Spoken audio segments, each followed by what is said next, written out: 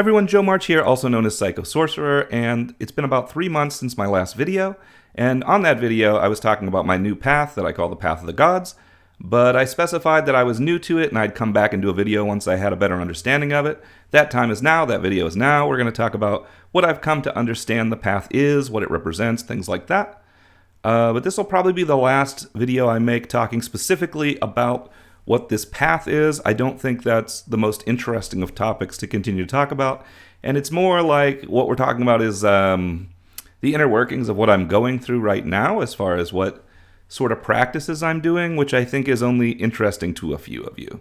So when I started this new path, I had just gone through some major changes in my own spiritual working. You can watch my previous video to get caught up on what had changed and also what the path itself represented.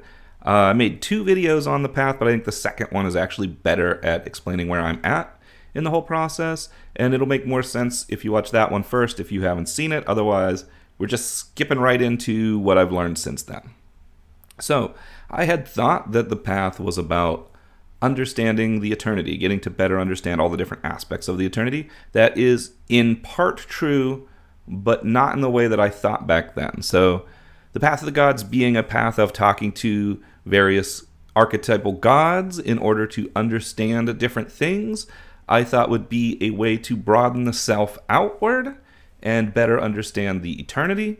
But it turns out that it's actually more about balance and pulling direction back inward and understanding the self. So the path is not about understanding the all, the eternity, whatever you want to call it. The path is about understanding you.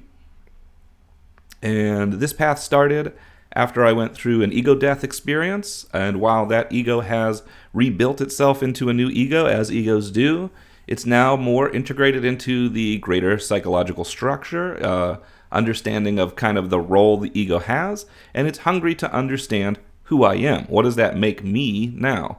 And many of you will say like, oh, there is no me, there's only the all, etc.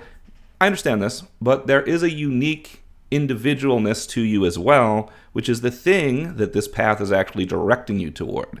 And I did not realize that before. I thought the path was going to make me even more integrated with the all, but it's actually kind of doing the opposite. Now, is it teaching me about the eternity? Yes. But in the way of showing me how I'm unlike other things. Like as I kind of come to understand myself more directly, I also understand the rest of things as a comparison. So I am better understanding the eternity, but it's actually acting almost more as a separator, as a like, here's what the eternity is and here's what you are. While the eternity and you may be connected, while you are a part of the eternity and the eternity is within you, there's still an individualness. There's still a incarnation you're going through, if you want to use that term, that has its own experiences that is forming into something. And that thing is unique when compared to other things. And what this path is showing me is that uniqueness. So instead of the path that I was on before, which was embracing this truth about the eternity and everything, and coming to understand how we are all a part of it, this new path, which happened after the acceptance of that, is a furthering of that lesson, but in the direction of understanding the individual. Why can't we just do it first? I don't know. Is it possible that some people undergo, say, individuation first and then find the eternity? Sure. But for me, I had to understand this greater eternity thing first. I had to come to understand this sort of spiritual reality first, and then find myself, as opposed to doing it the other way around. Because when I tried to do it the other way around, it was egoic. I was trying to find myself through a desired self, and now it's more about learning who I am. I don't know if any of that made sense, but that's basically what the path is about. So here's what I found that the path represents in 4 words. It represents balance, it represents self-actualization, it represents individuation, and it represents acceptance of nature. These are the 4 things. And by balance, I mean reaching equilibrium between supposed opposites or aspects. So, for example, if you get to know a warrior god, and you get to understand the warrior within yourself, You also need to get to know a healer god and understand the healer within the self. And then, once you understand those aspects of the self, they need to come to an equilibrium where they're not butting heads. And this path is about finding that balance in the self, finding the spots where maybe you're not fully integrated and bringing that together. Self-actualization is achieving one's full potential through internal drives. So instead of thinking, what does the world need? You're thinking, what is my driver? What makes me want to do? What makes me want to create? And everyone is different in that way. So you're finding your unique drives and then expounding upon them and figuring out, like, is this good? Is this how things should be? And if it is, how do I use this to better my life? Now, the other thing that this does is it forces you to act with a certain amount of virtue. And by that, I mean it makes you act on your own virtues. I don't mean like certain virtues given to you by a book or a document. I mean that you find what you really believe and start to question why you do. And then if you find that you still believe that thing, you start to implement that into how you live instead of just kind of thinking that would be nice. And that actually makes life harder because you're going to start finding that, in my case, as I'm job searching, I'm turning down opportunities that actually come my way sometimes because they just don't match the virtues that I now stand for. And that's a pain in my ass because I need money. And people will say like, oh, you're stupid for passing these things up. But I'm going through this thing now where things have to line up and they have to be what they have to be. It's very different for me. I'm not used to pushing back that way. For all the time that I used to work with Tiamat for the past 7 years before this path, everything was about adaptation. The whole learning was adaptation. You were learning to accept the eternity for what it is, and then adapt to any change and change yourself. That's what the process was. And after the 7 years, I've gotten so used to it that it's second nature now, that when things happen, I adapt. And that's cool, and that is how that was supposed to work. That's what that path was about. But it feels as if I've graduated from that path, and now it's like, okay, now that you know how to adapt, now you need to know how to decide. So now whenever a change comes, you have to decide how to adapt instead of just rolling.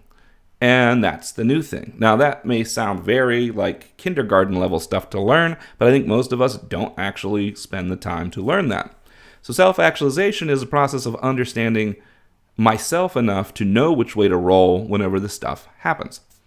Individuation, that's integration of the conscious and unconscious aspects. We've talked about that throughout even longer before with my shadow work and everything else like that. But this Path of the Gods is actually about that same thing. So I had thought that the Path of the Gods would be about learning about the gods in their more abstract force way, like there are different forces out there, and if you put them all together, that's the eternity, and that's not really how it works. The eternity just is everything.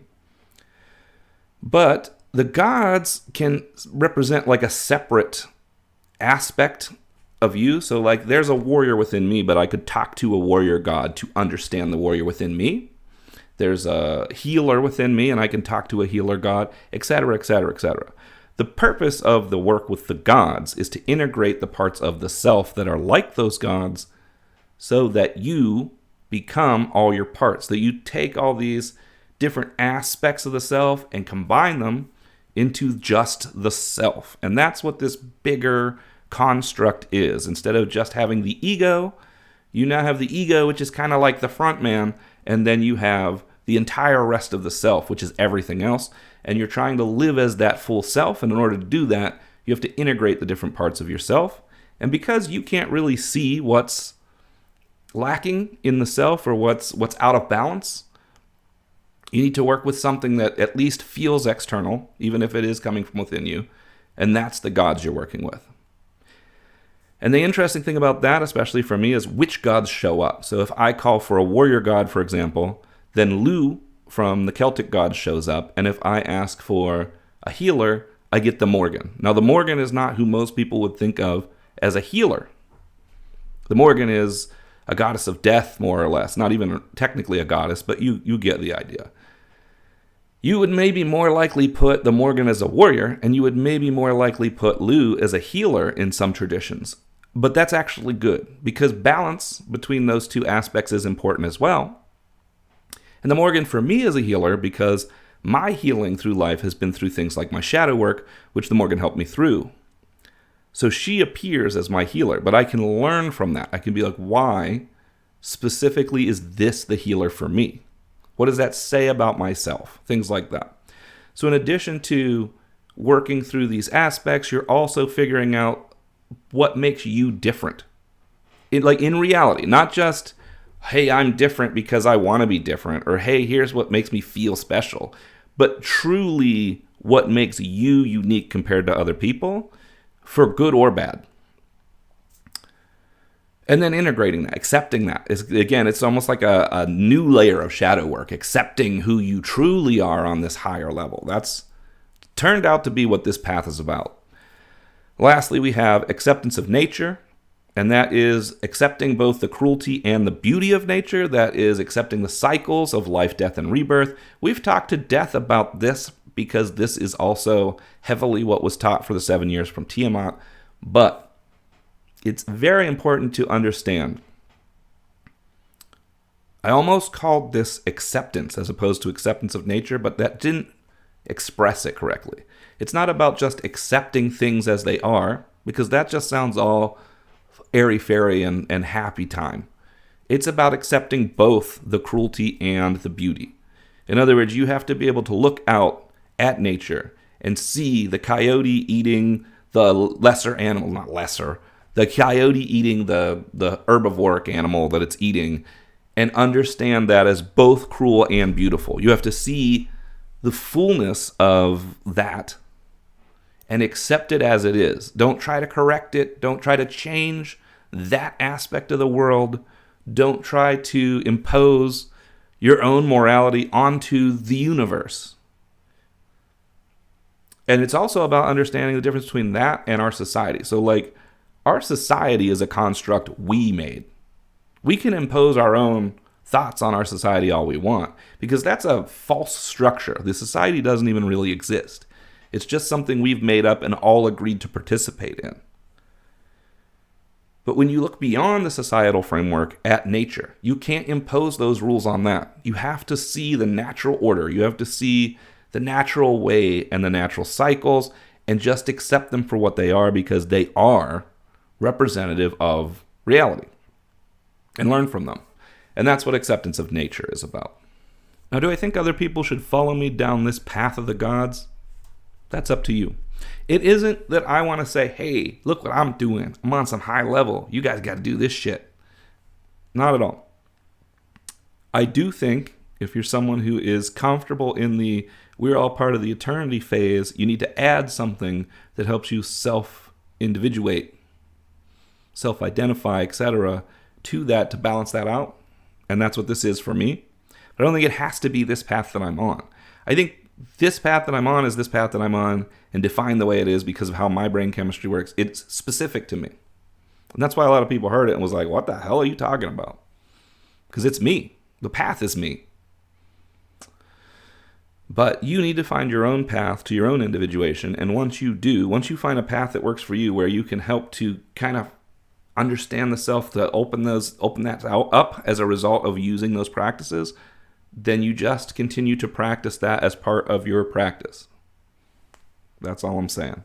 Hopefully you guys got something from this video. Hopefully this kind of felt similar to you if you're going through something else like this, and you can be like, oh, I don't do the path of the gods, but I do this. That's what I'm really hoping for, is that people can be like, oh, I see what I do that's like that, but different. Because this should be a unique to you thing. You should all have your own path. And if you do have your own thing that you do that helps you do these things, put something about it in the comments if you feel like sharing. Because I'd love to know what other people's methods are. And until next time, safe travels.